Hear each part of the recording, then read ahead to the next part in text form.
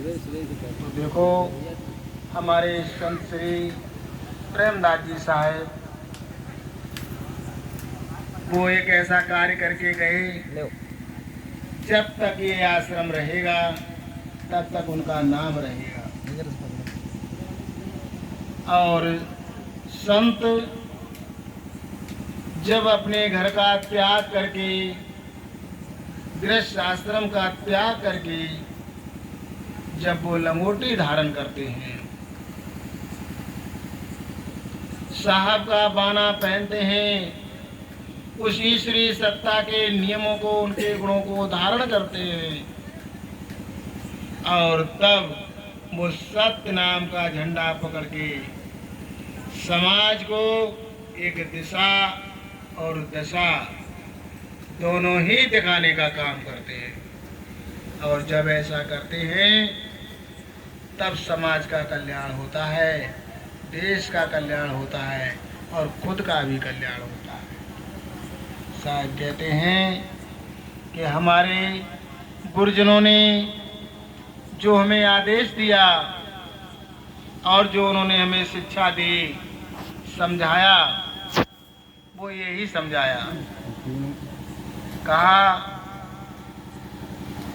कि जो तू आया जगत में तो दो काम कर ले। अगर इस संसार में मानव चोला धारण करके मानव इस दुनिया में अगर अवतरित हुआ है तो उसके लिए दो काम बहुत ही नितांत जरूरी है। जो कि वो कौन से दो काम हैं? साहब कहते हैं, जो तू आया जगत में दो काम कर ले। साहिब की कर बंदगी, भूखे को कछु दे। बस अगर इतना अगर इस कलियुग में अगर कर लेता है तो सतगुरु का ये वाक्य है, उनका वचन है कि वो भव सागर से पार हो सकता है। और ये बात देखो, आज से 500 वर्ष पहले जब इस धराधाम पर नानक साहब जब आए थे तो अमृतसर में जाकर के साहब ने दर्शन दीदार दिया और उनको ये संदेश दिया कि तारन तरन का रास्ता यदि अगर कोई है, 84 से बचने का यदि कोई रास्ता है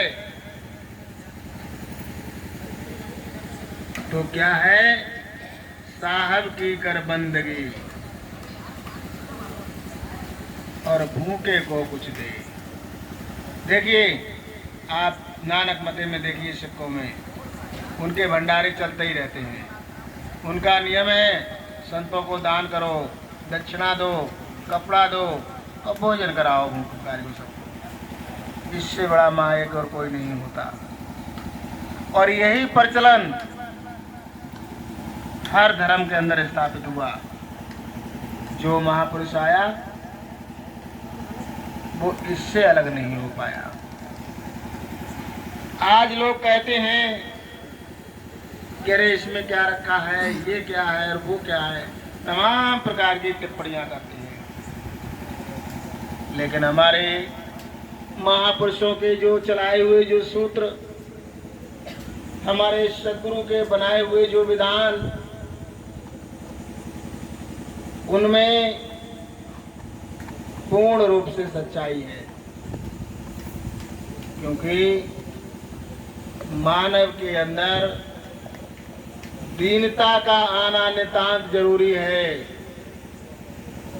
और यदि दीनता ना आई, आधीनता ना आई, वो एक युग की तो चली क्या, एक जन्म की तो चली क्या, वो 1000 युग तक अगर तपस्या कर ले, 1000 युग तक अगर वो भजन कर ले, लेकिन फिर भी उसका नरक होगा।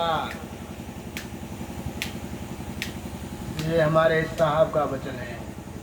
साहब कहते हैं, भक्त करे भर